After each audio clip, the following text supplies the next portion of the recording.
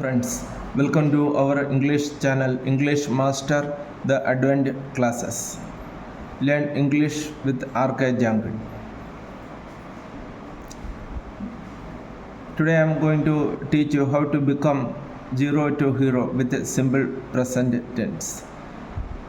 Today's class is a revision of simple present like a question and answer type pattern. Then let's begin.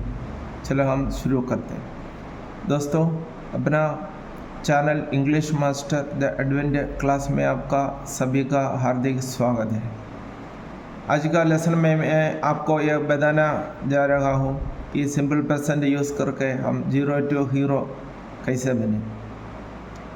आज का class में एक revision work है। इसमें simple present का affirmative sentence, negative sentence, interrogative दोनों type का यानी क्या से शुरू होने वाले एवं बीच में प्रश्न सूचक शब्द आने वाले दोनों शामिल किए गए हैं। चलो हम देखते हैं कैसे सेंटेंस हम बनाएंगे, कैसे सामने वाला का प्रश्नों का समझकर उसका जवाब हम कैसे दे सकते हैं। एक बार आप देखो, पहला सेंटेंस ये है, आप हर दिन सुबह कहाँ जाते हैं। आपका पास कोई पूछता है कि आप हर दिन सुबह कहाँ जाते हैं। मानो आप इसको क्वेश्चन को समझ लिया है, इसको इंग्लिश में कैसे समझेंगे या बोलेंगे। देखो, तय है में अंत हो गया है, ये प्रेजेंट सिंबल और बीच में कहाँ वेयर प्रश्न सूचक शब्द है बीच में आया है, यानी इस शब्द से या क्वेश्चन वर्ड से हमें प्रश्न को शुरुआत करना है। और आप सब्जेक्ट यू यानी बहुवचन होता है। इसमें से आपको थोड़ा समझ में आ गया। यह प्रश्न सूचक शब्द सिंपल प्रेजेंट का है, बीच में प्रश्न सूचक शब्द आ गया है। इसका मतलब बीच में जो प्रश्न सूचक शब्द आया है उसे हमें शुरू करना चाहिए। सब्जेक्ट क्या है? आप, यू। इसे हमें अपना गोल्डन रूल आपको मालूम होगा। अगर मालूम नहीं है तो अपना चैनल सब्सक्राइब करके लेसन को समझें। और गोल्डन रूल्स बहुत सिंपल वे में मैंने आपको बताया है। और आपको अगर इंग्लिश पढ़ना आता है तो इंग्लिश बोलना भी सीख जाओगे अगर मेरे चैनल को सब्सक्राइब करके आप डेली 15 मिनट आप खर्च करेंगे तो। देखो, वेयर डू यू गो यानी अपना गोल्डन रूल के अनुसार WH वर्ड आया, हेल्पिंग वर्ब आया, सब्जेक्ट आया, वर्ब का फर्स्ट फॉर्म आया। यानी इधर सेंटेंस है सिंपल प्रेजेंट का WH प्लस डू या डस प्लस सब्जेक्ट प्लस वर्ब का फर्स्ट फॉर्म है। और देखो, वेयर डू यू गो, तुम कहाँ जाते हो या आप कहाँ जाते हैं।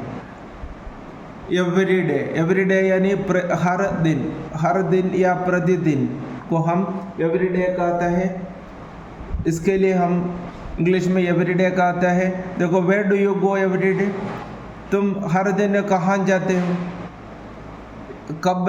इन द मॉर्निंग। देखो, where do you go every day in the morning, हर दिन सुबह तुम कहाँ जाते हो। अभी आपको हिंदी समझकर या इंग्लिश सुनकर आपको पता चल गया इसका आंसर कैसे देना है। आंसर ऐसा देना है कि वो सिंपल प्रेजेंट का इस्तेमाल करते हुए यानी ते है जोड़कर क्वेश्चन पूछा है, अपन को भी उसका अनुसार आंसर देना है। क्या कैसे देना है? अगर आप बाजार जाता है तो आप क्या बोलेंगे? मैं बाजार जाता हूँ, मैं बाजार जाता हूँ। I go to the market. Simple present affirmative है, सब्जेक्ट प्लस वर्ब के first form plus to the market यानी आई आया तो मैंने आपको पहले ही बताया है वर्ब का फर्स्ट फॉर्म आना चाहिए, फिर बाकी जो भी आया वो प्रेडिकेट बोलते हैं। अपन इतना ग्रामर में जाना की ज़रूरत नहीं है, सब्जेक्ट वर्ब का मिलान करना सीखना है। आई गो टू द मार्केट, मैं बाजार जाता हूँ। अगला देखो, क्या वह आमतौर पर स्कूल में अच्छे अंक प्राप्त करता है। देखो, क्या से शुरू है, क्या से शुरू होता है आपको पता है। ये प्रश्न सूचक शब्द है, पहले आया है इसका मतलब ये डू या डस से हमें आंसर हिंदी इंग्लिश में लिखना है, और क्योंकि ये सिंपल पर्सन है। देखो, क्या वह आमतौर पर स्कूल में अच्छे अंक प्राप्त करता है। देखो, अपन इसका आंसर डू या डस में करना चाहिए, लेकिन डू और डस का इस्तेमाल करने के लिए हमें पहले पता चलना चाहिए ये सब्जेक्ट कौन सा है। सब्जेक्ट है वह यानी सिंगुलर होता है, ही होता है, ही और शी दोनों होता है। इधर करता है आया, इसलिए ही आएगा। ही आपको पता है सिंगुलर है, इसलिए हमें डस का इस्तेमाल करना चाहिए। कोई ऐसा सोचेंगे क्या से शुरू हो गया, इसलिए वाट से शुरू करना चाहिए, वाट यूज़ करना चाहिए। बिल्कुल गलत है, आपको वाट का इस्तेमाल नहीं करना चाहिए। कोई भी हिंदी वाक्य क्या से हमें प्रश्न शुरुआत होता है तो उस टेंस को समझना, फिर उस टेंस में कौन से हेल्पिंग वर्ब का उपयोग किया है उसे हेल्पिंग वर्ब से शुरू करना चाहिए। अभी हम सिंपल पर्सन सीख रहे हैं, इसलिए सिंपल पर्सन का हेल्पिंग वर्ब आपको मालूम है डू और डस है। फिर सब्जेक्ट देखना, सब्जेक्ट ही है, सिंगुलर है, इसलिए आपने डस का इस्तेमाल किया। Does usually get good marks at school. क्या वह आमतौर पर स्कूल में अच्छे अंक प्राप्त करता है। इसका आंसर मैंने लिखा है हाँ जोड़कर लिखा है, यस। देखो, हाँ वह अच्छे अंक प्राप्त करता है, नहीं तो हाँ वह करता है। क्या करता है, अच्छे अंक प्राप्त करता है। शॉर्ट में हम ऐसे बोलेंगे हाँ वह करता है। इंग्लिश में हम कैसे बोलेंगे, देखो पूरा जानकारी आपको मिलने के लिए हमारे चैनल को सब्सक्राइब करना भूलना मत।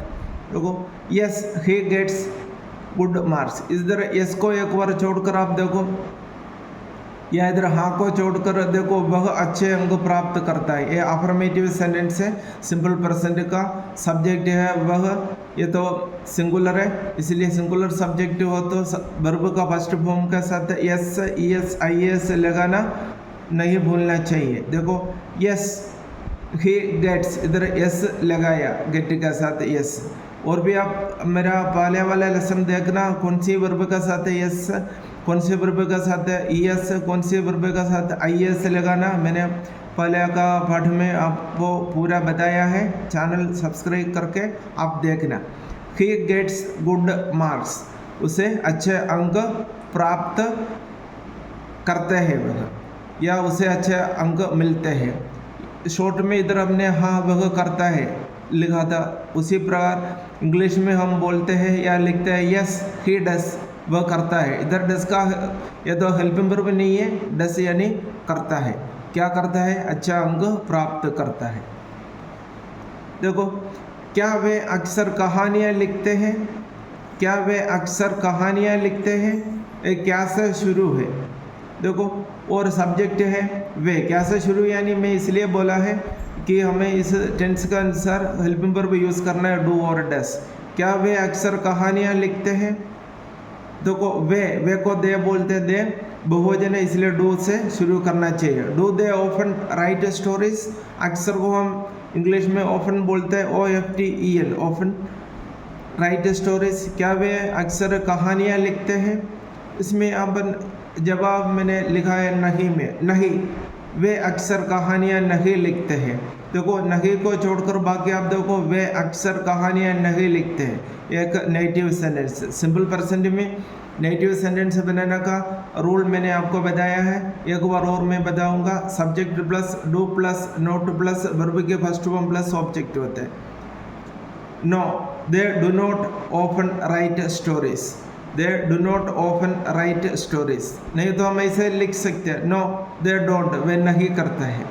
क्या नहीं करते हैं, कहानियाँ नहीं लिखते हैं। और इधर मैंने इसका थोड़ा और एक्सप्लेनेशन में मैंने किया है, डू प्लस नॉट डोंट, हम ऐसे भी बोल सकते हैं, no they don't often write stories. आपको आज का लेसन पसंद आ गया ऐसे मैं विश्वास करता हूँ।